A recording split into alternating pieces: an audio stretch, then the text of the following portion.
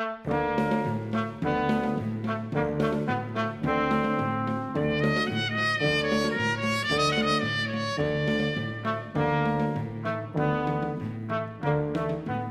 payasos han muerto. Nariz roja. Tiene mucho de comedia esta película, pero también mucho de drama. Una de las cualidades que tiene el clown es el contacto con el público. Toda la parte de la transgresión que Fellini reivindica en fondo y forma. Hola. La confirmación o no de la muerte del clown. Aparecieron nuevas formas de circo, apareció el circo moderno, aparecieron escuelas de circo. Las imágenes que nadie registró antes. En muchos momentos va a la búsqueda y captura de esas imágenes del pasado del circo que no está registrado. También levantando una bandera por el circo, ha convivido con crisis mundiales. Una fiesta que al mismo tiempo es un obituario, que es una despedida. Lo estridente con lo minimalista. Y ha sido un placer. Un placer, gracias por escucharnos.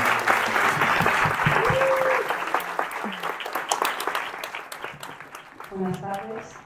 Bueno, antes de nada, feliz Día Internacional del Circo, hoy 19 de abril, tercer sábado de abril, que es cuando se celebra el Día Internacional del Circo. Daros la bienvenida a la Cineteca. Mi nombre es Aranza Zurrio Salido, soy la directora artística del Teatro Circo Price. Y bueno, esta iniciativa surgió por parte del Teatro Circo Price y Cineteca. Queríamos que alrededor del Día Internacional del Circo se hiciesen distintas actividades para homenajear al mundo del circo y a sus artistas. Una de ellas era una proyección durante toda la semana, proyección tras proyección de películas de circo, acompañadas de un coloquio que en este caso va a anteceder la proyección, que la van a protagonizar. Empiezo por Jara, si no te importa, por aquello de dar ese protagonismo. Bueno, Jara Yáñez. Jara Yáñez es crítico de cine, es la directora también, corrígeme por favor, de Cuadernos Caimán de Cine. ¿Lo he dicho bien? Está bien. Y además ella está de manera continuada como colaboradora en Historia de Nuestro Cine, el programa de la 2. ¿Se me olvida algo? Va perfecto. Va bien. Venga. Sigo con Fausto Ansaldi, además de payaso. Él es un estudioso del mundo del clown, es una persona que investiga sobre el clown, que da clases, docente y además tiene un espectáculo maravilloso que se llama... La fórmula del clown es una metodología, sí. Hay algunos que la conocen ya. ¿No? Sí. Fantástica, además. Bueno, dicho esto, la idea de este coloquio es un poco que se hable desde el punto de vista cinematográfico, que va a hablar Jara, y desde el punto de vista del clown. Hoy, Día Internacional del Circo, vuelvo a repetir, le rendimos un homenaje específico al humor. Por eso, el día de la proyección de hoy eran los clowns de Fellini. Un homenaje a los payasos, porque al fin y al cabo el humor es un elemento esencial en el circo, como lo es la música y que muchas veces falta, ¿no? Queremos reivindicar que así sea. Así es que yo ya no me quiero entretener más, solamente invitaros a mañana, que también tenemos proyección aquí por la mañana con Dumbo de Tim Burton y por la tarde con El Circo de Charles Chaplin, también con un coloquio anterior. Y el lunes en el Ateneo, que tenemos una lectura dramatizada por muchos actores, por músicos, por artistas de circo, del libro de Jaime de Armiñán, Biografía del Circo. Os invito a que asistáis, es a las 7:30 el lunes y es entrada libre. Dicho esto, ya os dejo porque es el tiempo de ellos. Bueno, feliz día. ¿Empiezas? Un aplauso para el circo, ¿no? Para el Día del Circo. Sí, nada, muchas gracias por la presentación, por la invitación, a todos y todas por venir hoy. Estoy súper contenta, me han regalado una nariz para celebrar el día y muy feliz también de estar aquí con Fausto y poder presentar esta película en este tono mucho más festivo y lúdico de lo que estoy habituada. El mundo del cine es más serio y cuando venimos aquí a Cineteca hay que presentar, ¿no? Eso, muy en tono muy serio, así que muy feliz de poder oír. Espera que llega bien tarde, espera.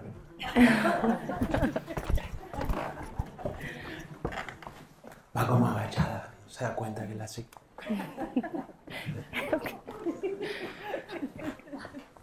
Hola, ¿qué tal? Bien. ¿De dónde vienes? Soy de China, de Shanghai, pero ahora estudio en Madrid. Está perdonada, viene de lejos, está perdonada. Bienvenido. Bienvenido. Bueno, vamos a charlar un poco desde el lado del cine con una experta y el lado del clown. Con un experto. Con nosotros. Y tenemos que deciros que, ante todo, no estaría bien hacer spoiler de una película que uno va a ver, ¿no? Porque estamos por ver una película. Pero os vamos a hacer spoiler, ¿no? Vamos a pincharos el globo. Pero no para reventarlo, para explotar el gas, sino para ver qué hay dentro de ese globo, un poco para disfrutar también más esa película que vamos a ver, como cuando vas a un museo, ¿no? Decíamos hoy, que ves a un guía que va contando cuestiones del cuadro, estos trazos que hay en el cuadro, por qué son estos colores. Bueno, nosotros que tenemos una información de la peli que creemos que puede ayudaros a entenderla mejor, queremos compartir esos datos para ver la peli desde unos ojos con esa información, ¿no? Sí, que quizás es extraño hacer, ¿no?, una hora de presentación de una película antes de verla. Hay un punto en el que es inevitable destripar parte de la trama, pero creo que en este caso se trata de lanzar ideas que luego podamos ir reconectando a medida que avanza la película y que, ¿no?, quizás se puedan ir relacionando ideas que hemos comentado por aquí, pero también porque creo que la propia propuesta de película de Fellini no va tanto de un misterio que descubrir o, ¿no?, alguna secuencia que no se pueda comentar, porque en el fondo es una película mucho más libre, mucho más juguetona, casi como una propuesta ensayística. Bueno, ahora hablamos más detenidamente, pero creo que no importa nada hablar de ella y... Sí, no os vamos a contar el final, no es que sabiendo el final arruinamos la peli, ¿no? Exacto. Eso no. Sí, es una película bastante especial, ¿no? Un film, un documental, un documental, ¿cómo lo llamamos, Jara? Pues yo creo que es que no tiene una, ¿no? Quizás una de las cosas más valiosas es que no tiene una categorización para qué vamos a etiquetar, ¿no? Además, a veces sirve para entender un poco mejor de lo que estamos hablando, pero en este caso creo que parte del sentido del cine de Fellini, de esta película en particular, pero en general de su trayectoria, es que partiendo del neorrealismo, su evolución camina hacia lo barroco, hacia el esperpento, hacia el juego, lo lúdico, ¿no?, el desorden. Entonces, esa es una película que tiene elementos de ficción, tiene elementos de realidad, juega con el sueño, en fin, hay partes documentales, testimoniales, que luego se llevan, ¿no?, a una parte que es más ficcionada, en fin, hay multitud de registros. Y creo que esa es parte también de la potencia de la película. Sí, muy Fellini también, es una película muy él en un punto. Está hecha como a mitad de su vida, un poco de su vida cinematográfica, ¿no?, en los años 70. Y yo creo que mete todo su imaginario ahí. Fellini venía un poco de la caricatura, de pequeño dibujaba además esos personajes que el padre le enseñaba, como eran Chaplin, el mundo del cine que empezaba, también él lo empezó a conocer y lo dibujaba. Y ya en el dibujo hay algo de esto que decía Jara, ¿no?, del esperpento, de la caricatura, de la deformación, ¿no? Cuando haces una caricatura deformas un poco, ¿no?, la realidad.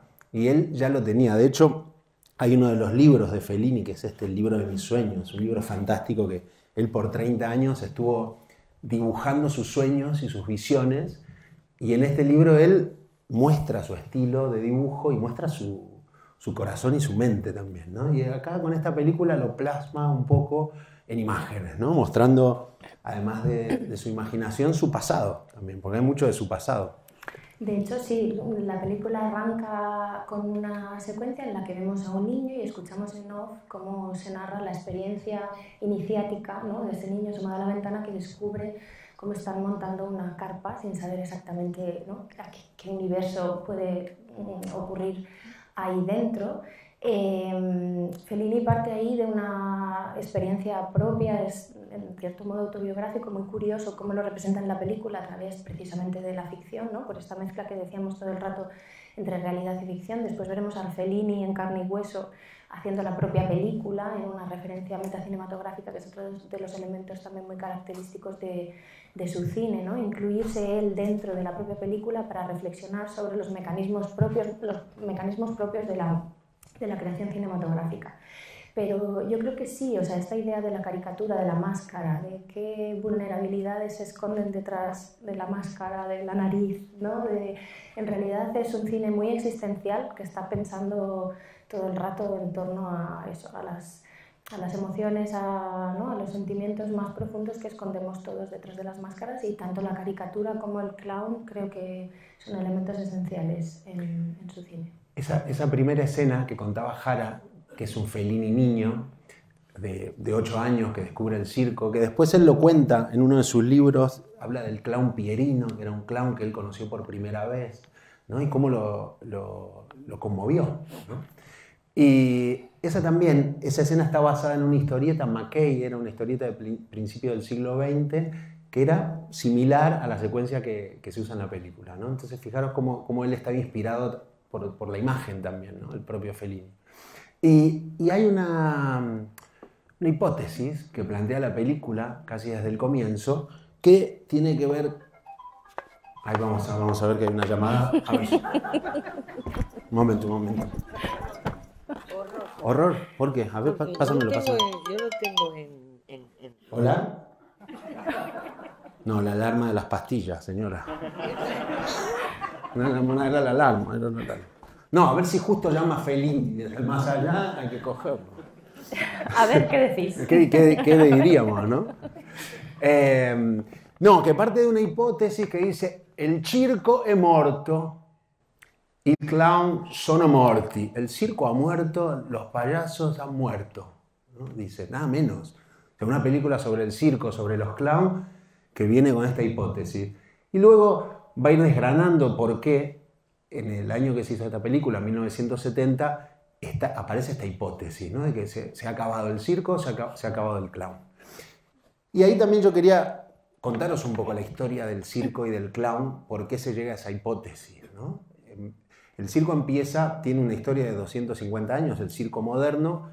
Tiene fecha de nacimiento y tiene padre, Philip Astley, un inglés, que era un jinete, era un militar, él en realidad, claro, militar de finales del siglo XVIII, imaginaros 1700 y pico, los militares iban a caballo, tenían las fuerzas ¿no? ecuestres, iban a camello, en burro, incluso en elefante, y había una fuerza militar a caballo. Y este era uno de estos jinetes que hacían preparatorias a la mañana y por la tarde empezaron a hacer exhibiciones en Londres, en esta especie de jardines hermosos que tienen Londres tan verdes.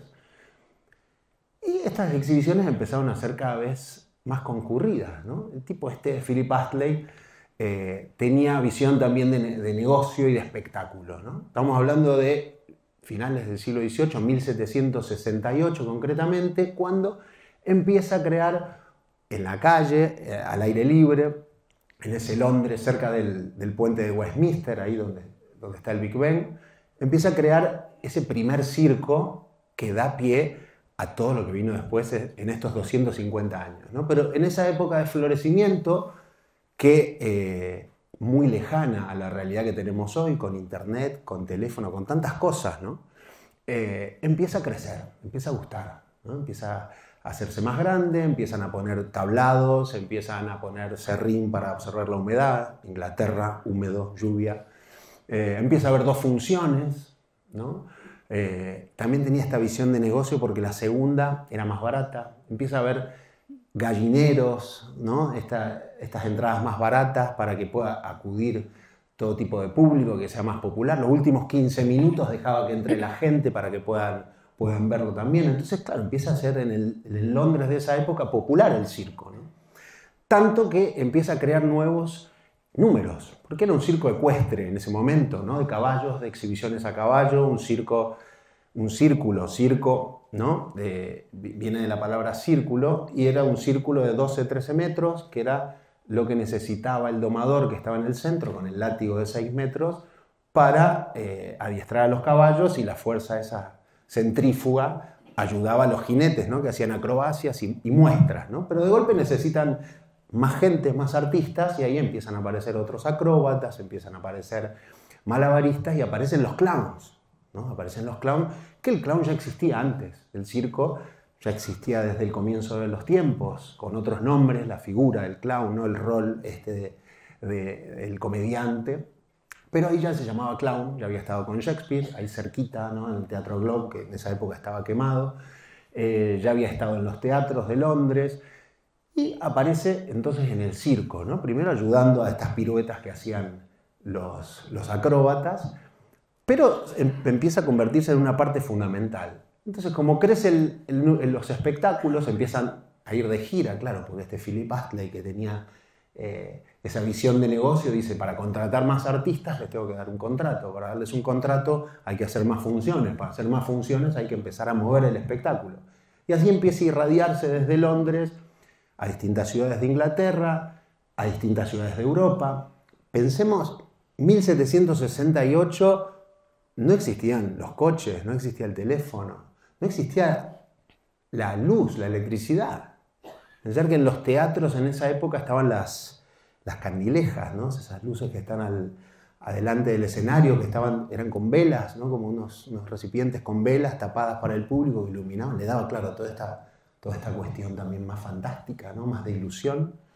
Pero todo eso no existía, ¿no? Se trasladaban a caballo, o sea, un mundo totalmente distinto. Pero, ¿por qué empieza en auge también? Porque hay unas revoluciones industriales, aparecen, donde empieza a aparecer la electricidad, donde aparece el teléfono, donde aparecen los coches más adelante. Entonces, claro, eso ayuda a que el circo crezca, el circo llega a Francia, el circo llega aquí a España, el circo llega a Italia, se empieza a irradiar por toda Europa. Algunos alumnos de este Philip Astley, de este jinete, empiezan también a llevarlo. Todo lo que funciona se repite, uno se va a Estados Unidos, ahí explota, imaginaros los Estados Unidos con esta idea también más marketinera todavía, hacerlo todo a lo grande, empiezan a girar con grandes carpas, dobles carpas, espectáculos de 5.000 personas, ¿no? Entonces, claro, el circo empieza a crecer verdaderamente cada vez más. Llega a Rusia también, por un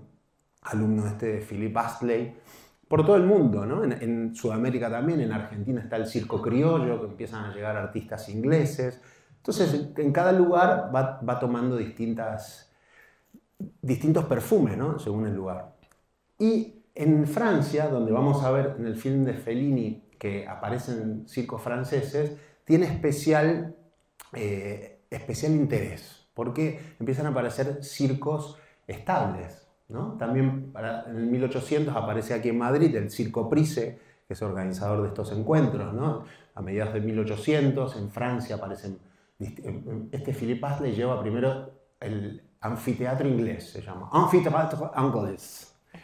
Y a partir de ahí empiezan a aparecer nuevos circos, el Cirque d'été, que es el circo de verano, el Cirque d'hiver, el circo de invierno, el Cirque Olympique, el Circo Fernando, que después es el Circo Medrano, todos circos estables, fijos, con techo ya, donde el público acudía. Entonces toda esta explosión de circo se da entre 1800 y 1850, y llegamos a 1850, donde el circo ya explota, época dorada, ¿no? Entre 1850 y 1900, época dorada del circo, con clowns que empiezan a ser estrellas también del espectáculo. ¿Y por qué aparece entonces esta teoría de que el circo è morto, el clown sono morti? Porque cuando Fellini hace la película esta en 1970, todo había cambiado. Habían pasado 200 años y habían aparecido grandes inventos, por ejemplo el cine, ¿no? El cine que tenía también en el estreno de esta película que le robe público a los circos, porque iban a estrenar esta película en el cine. Se estrenó primero en televisión, además, ¿no? También otro otro invento que iba a atentar de alguna manera con los espectáculos en vivo. Y realmente habían cambiado, todos aquellos circos que se habían inaugurado ya en esa época no tenían esa concurrencia que habían tenido, por ejemplo, al principio de 1900, en la Belle Époque, donde eran todos los eruditos, los filósofos, los pintores, los artistas, iban a ver números de circo, ¿no? Picasso iba a pintar, Toulouse-Lautrec, todos los grandes artistas acudían a ver esos espectáculos, ¿no? Y claro, aparece esta película, 1970, se estrena en televisión además, que era como un poco los enemigos del cine, no los enemigos, pero sí de alguna manera era competencia, ¿no? Es más, la estrenan en Navidades, en blanco y negro. En esa época estaba llegando la tele a color aquí a Europa, en Italia junto a España fueron de los últimos que empezó la tele a color. Se estrena en blanco y negro y al otro día se estrena en las salas en color, ¿no? Y había, claro, ¿qué pasará? ¿Qué mostrará Fellini del circo, ¿no? El mundo del circo estaba conmovido, ¿no? Y hace esta obra monumental que vamos a ver, que se llama I Clown, Los Payasos. Y Clowns, I es los en italiano. En inglés la suelen dejar como I Clowns, porque I se puede leer como I. Yo payasos, I Clowns, ¿no? I Mac, iTunes, I Clowns. Y también ahí es un poco el Fellini, yo payasos, yo soy payaso. Fellini es un poco, hola, ¿qué tal? Vamos a ver que llega más gente. Hola, ¿todo bien? Sí, perdón. Acá somos inclusivos, le damos las buenas tardes al que llega. Señora, otra vez la pastilla. ¿Se la tomó? ¿Se tomó la pastilla, señora? Es la modernidad. Qué mentirosa, qué mentirosa. Sigue sonando. ¿La alarma de qué? Mira, está, qué colaborativo, venga. Qué bonito. Mira, una de las cosas que sucedía, de las particularidades de los clowns aquí en España, era el contacto con el público. Una de las cualidades que tiene el clown es el contacto con el público, de romper esa cuarta pared y conectarse con el público, ¿no? Porque en cada ciudad yo decía que tenía el perfume del lugar, y aquí en España estaba eso. Porque creo que hay una relación entre el origen del circo que tiene que ver con el origen del cine también, como barraca de feria. No haremos ahora la historia del surgimiento de la historia del cine, pero creo que conecta mucho con un cierto espíritu de Fellini. Había traído aquí una cita.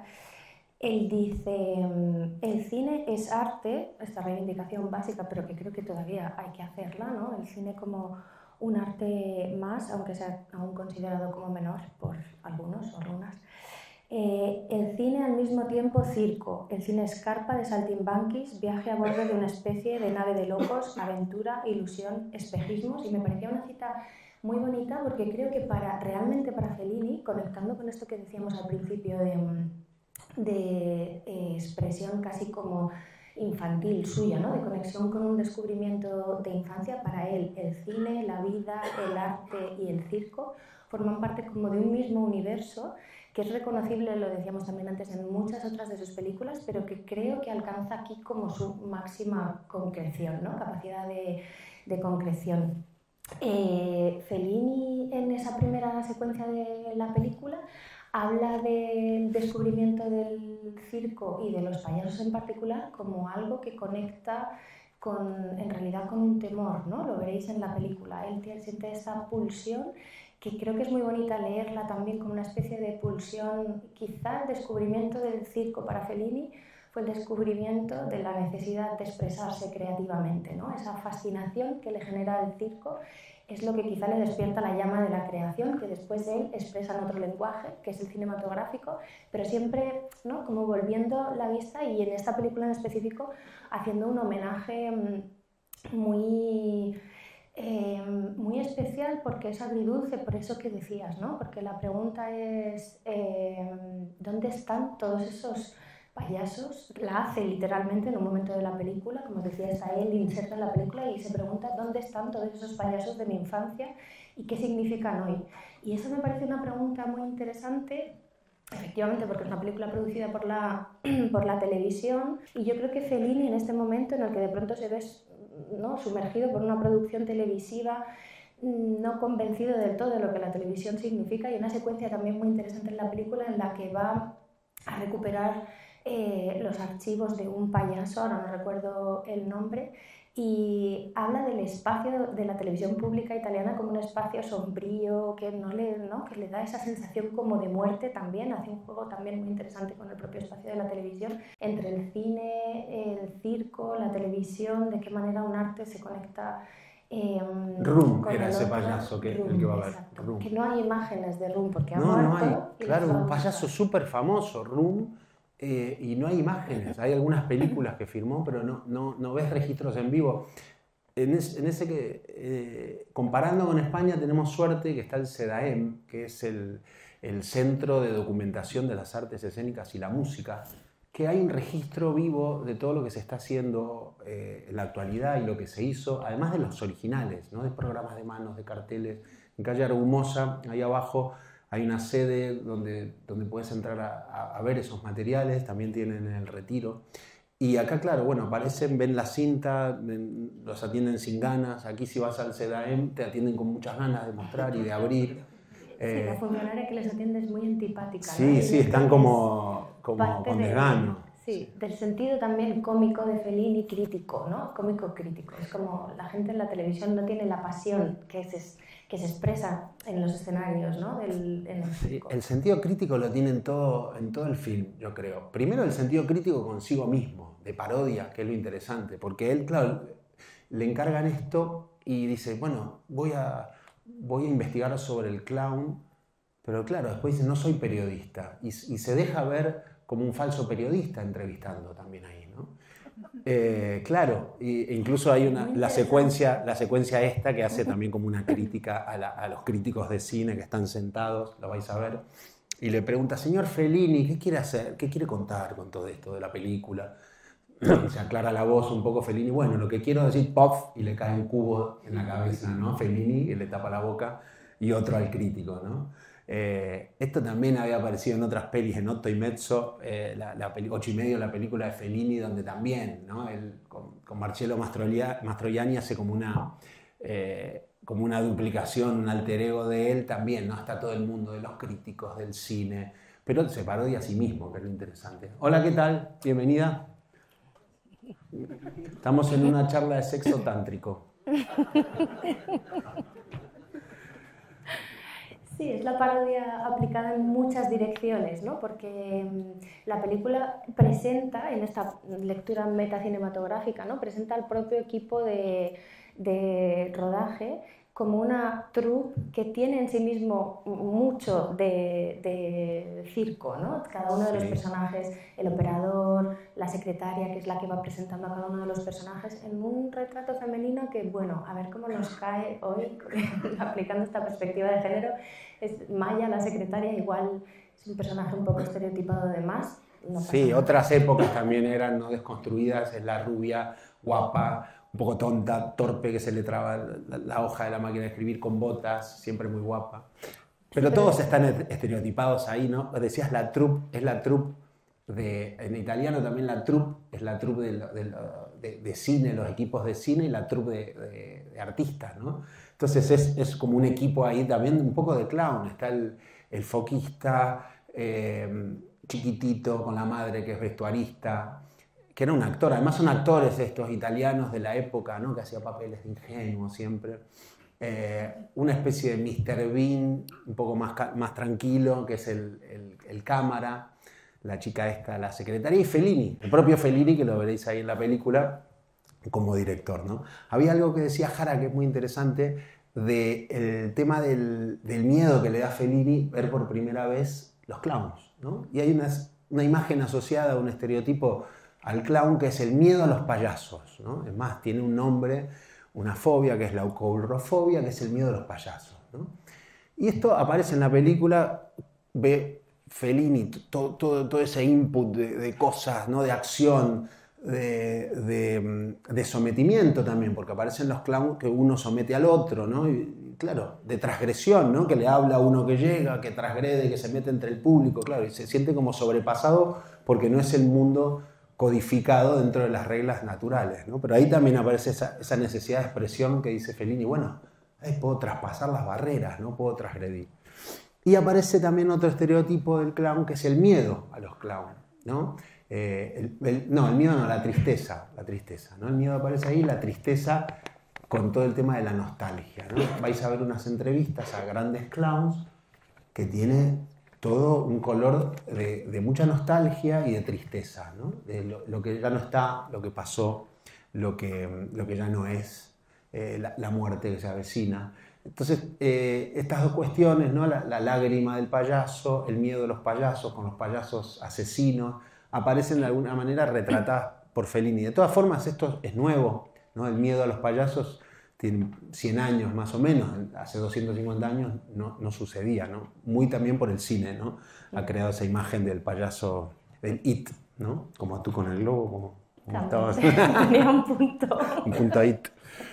Me parece muy valioso también la manera en la que Fellini es capaz, otra vez en este juego que establece a través de muchos recursos lingüísticos y cinematográficos, pero decíamos, ¿no? La película empieza con esta secuencia que recrea un recuerdo infantil del primer contacto de Fellini con el universo del cine a través de la ficción. La película nos cuenta esto en lenguaje de ficción.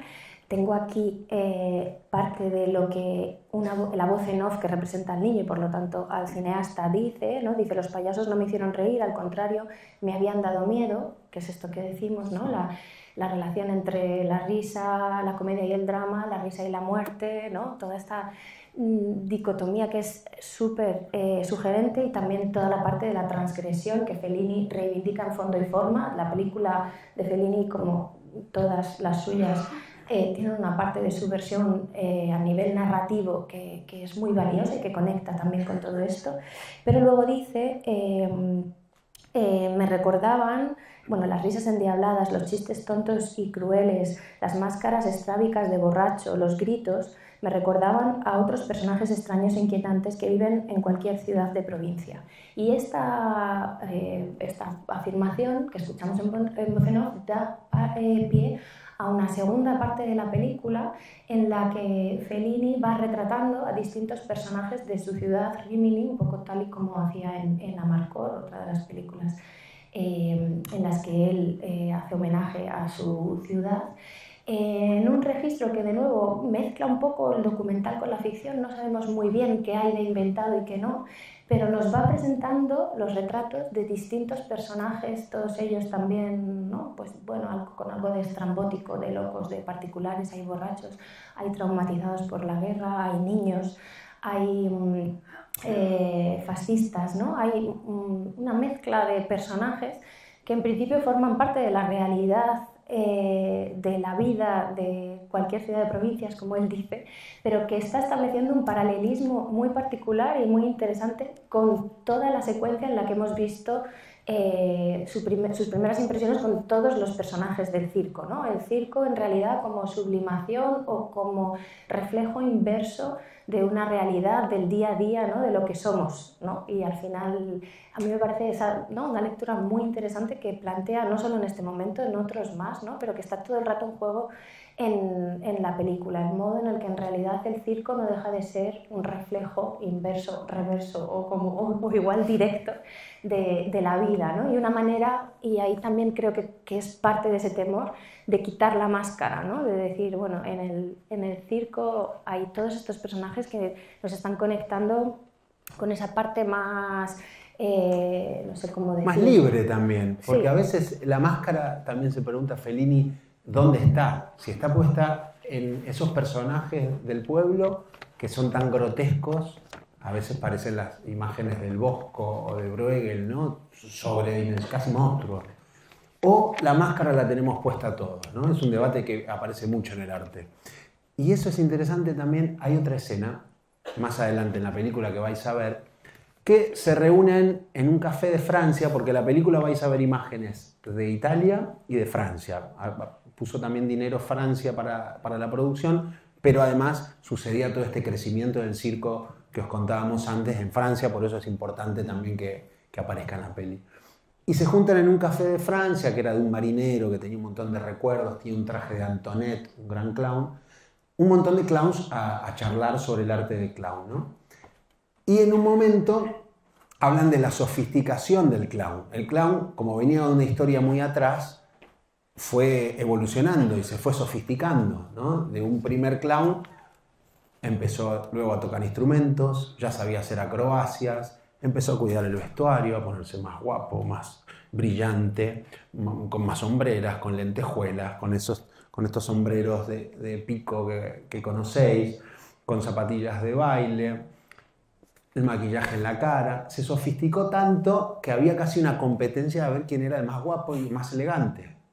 Y después de esta charla lo representa Fellini en una especie de pasarela de desfile de modelos donde van desfilando estos clowns con sus trajes hechos por grandes diseñadores de París, como una especie de pelea también. Y acá llega un punto en la historia del clown que es interesante que conozcáis los que no la saben, que en esa evolución del clown necesitaba un contrapunto, porque era tan perfecto que había perdido esa esencia de torpeza, de fealdad, de grotesco, de esperpento, y ahí nace en el 1870 otra tipología de clown que se llama Augusto. Augusto. Acá hay varias teorías sobre el nacimiento del Augusto. Aparece un historiador que vais a ver que es Tristan Remy, un historiador francés sobre circo y clown muy importante, que él cuenta de Tom Belling, que era un jinete inglés que salió en la pista del Circo Rennes con un vestuario que le quedaba grande, se cae y al caerse el público le grita en alemán antiguo Augusto, Augusto, que era como llamarle tonto, ¿no? Se quiere componer, se vuelve a caer y termina la función y el director de circo le dice, él pensaba que lo iban a echar, ¿no? Le dice, buenísimo, lo repetimos en la siguiente función porque el público se reía. Esa es una hipótesis. Y hay otra hipótesis que aparece también en esta película, que es James Guillaume, otro inglés, en esa época en Francia, que cuenta ahí otro historiador que se levantaba el labio que tapaba su nariz, que deformaba su cara, que era el primer Gugus, ¿no? Como Auguste Gugus, el primer Gugus. También muy difícil conseguir imágenes de él. Parece que Méliès hizo una película que está perdida con Gugus, con James Guillaume. Hay algunas fotos en un parque de atracciones de París, pero no hay material. De Tom Belling también puede haber solo algunas fotos. Claro, imaginaros, hay historias sobre las guerras, sobre el poder político, sobre la evolución de la tecnología, pero de los clowns no todo está tan registrado como nos gustaría, ¿no? Pero cuando aparece esta figura del Auguste,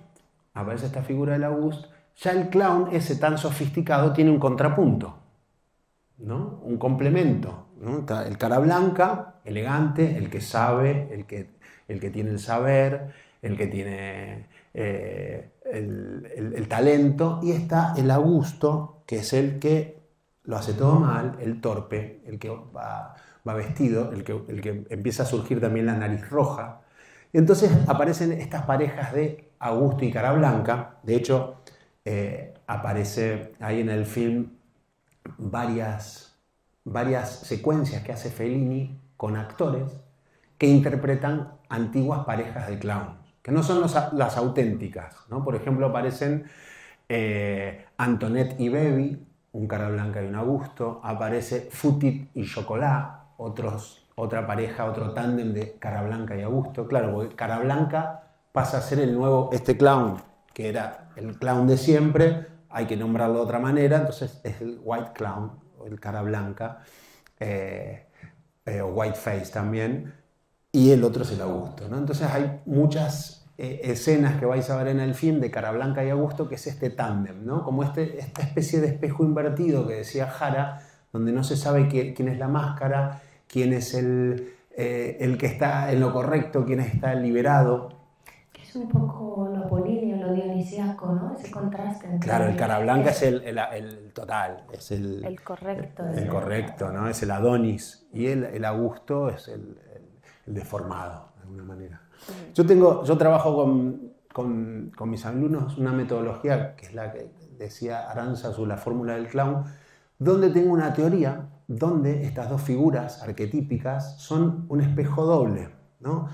que yo creo que viven en nosotros. Ese Carablanca y ese Augusto están dentro de todos nosotros y están peleando, ¿no? El orden con el caos, ¿no? Lo estridente con lo minimalista. Todo el tiempo están en pulsión dentro nuestro, y es bonito también al final de la película, no por destriparlo, pero como Fellini hace que se vayan juntando de alguna manera, ese Carablanca y ese Augusto. Que es bonito porque lo hace también juntar incluso en la propia película, en su estilo de filmar, en los distintos pasos que va dando la película, ¿no? O sea, como también la propia película de alguna manera se impregna de este contraste entre lo apolíneo y lo dionisíaco. En todas estas secuencias, ¿no?, que comentaba Fausto, forman parte, siguiendo un poco quizá y por ordenar esta película, que en el fondo es mucho más interesante pensar desordenada, pero forma parte de una parte, a su vez, ¿no? Hemos hablado del descubrimiento del circo por parte del niño Fellini, después una segunda parte que podría ser esta del retrato de los distintos personajes de la ciudad de Rímini que tienen un paralelismo con los personajes del circo, y esta tercera en la que Fellini ya aparece, ¿no? Es la parte más metacinematográfica. Hasta ahora no hemos visto a Fellini ni lo hemos escuchado, ahora aparece en escena y se pregunta dónde están estos payasos, ¿no?, que formaron parte de mi vida, y se inicia un viaje, una investigación que es muy valioso, por eso precisamente que tú decías, porque también es una investigación real, entonces es un documental testimonial. De pronto nos introducimos eso en otra categoría, es un documental testimonial en el que asistimos a las entrevistas reales de Fellini y este equipo suyo, troupe, un poco falseada y también ¿no?, llevada a lo cómico, que en el fondo, al final, no solo es un homenaje y un intento de respuesta a esta pregunta que también Fellini se hace todo el rato en la película de si el circo ha muerto, sino también una manera de generar esas imágenes que decías que no existen, ¿no? Él, en muchos momentos, va a la búsqueda y captura de esas imágenes del pasado del circo que no está registrado. Y creo que es también muy valioso poder leer esta película precisamente como eso, la posibilidad de ver hoy en imágenes las imágenes que nadie registró antes. Fellini, cada vez que va a hacer una entrevista a estos distintos payasos, les pide fotografías, con los hermanos Fratelli van incluso a ver un vídeo que finalmente se quema. Esto sí que es un spoiler, es uno de los momentos más emocionantes de la película para mí, igual es uno de los spoilers más duros, pero creo que es muy bonito poder conectar con esa idea de que Fellini también entiende que hay imágenes que son irrecuperables y que vemos cómo se quema el negativo, ¿no? Las imágenes de los hermanos Fratelli no las vamos a poder ver porque el negativo se quema en nuestro, ¿no?, en directo, lo vemos cómo se quema y cómo esas imágenes pasan a la historia, nunca se podrán recuperar, ¿no? Es una idea muy bonita también esta, de la propia película, como el intento de dejar registrada una realidad en imágenes, y también de la imposibilidad de hacerlo, ¿no?, del fracaso, de la imposibilidad de llegar a registrar todo ese pasado de imágenes del circo que ya nunca veremos. Sí, esa escena es muy bonita. Fratellini, Fratelli es hermano en italiano y Fratellini serían hermanitos, era el apellido de esta familia de circo, de Firenze venían, pero viven en Francia, fueron famosos en Francia a comienzos del 1900, en la Belle Époque en Francia. Claro, fijaros acá los cruces también, ¿no? Artistas italianos, artistas franceses, españoles, ingleses. El circo siempre tuvo una cosa de multiculturalidad, de unir gentes, unir nacionalidades, unir formas, unir diferencias, y entonces triunfaron en distintos países de distintas nacionalidades. Esta escena de los Fratellini, gran trío de clown, de los más famosos históricos, claro, porque ellos tenían el Carablanca, el Augusto, y después aparece un tercero en discordia.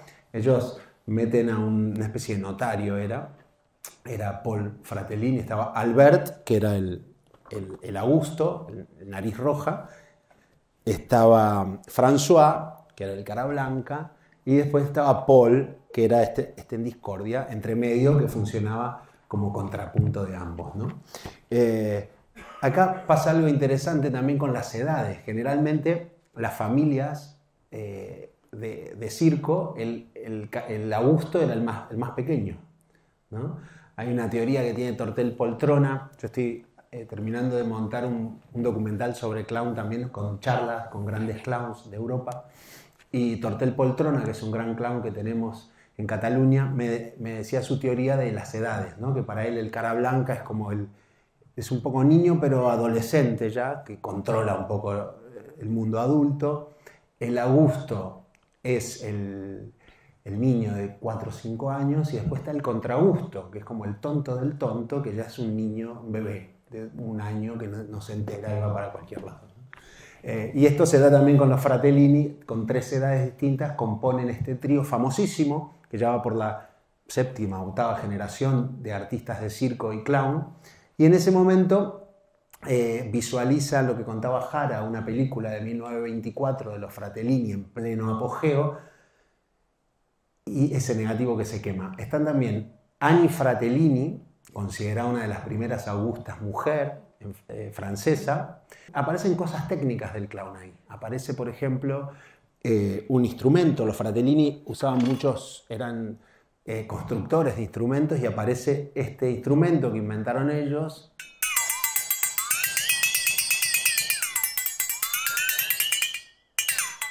¿No?